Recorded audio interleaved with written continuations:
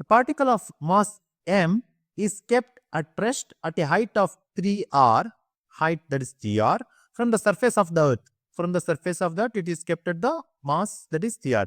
Assume this is the surface of the earth.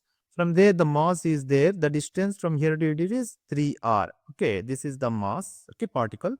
Where r is the radius of the earth, whereas r is the radius of the earth, that means r is the radius of the earth, for example, and this distance is 3r. Okay. The minimum speed with which it should be projected so that it does not return back.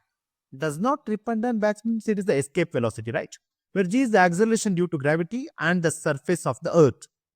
So here we know that what is escape velocity?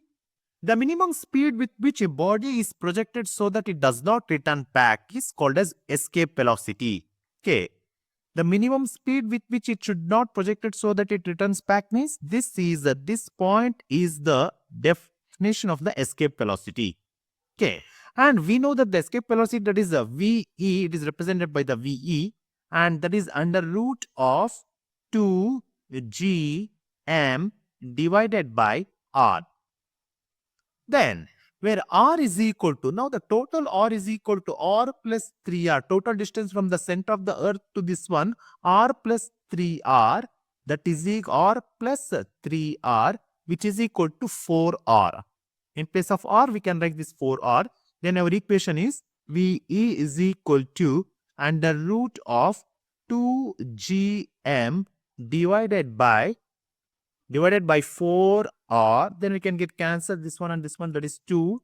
Then we get the answer VE is equal to under root of gm divided by 2 times of r.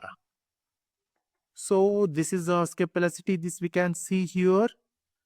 That is under root of this one, this we can write as gm divided by 2 or 1 by 2. So option A is our right answer.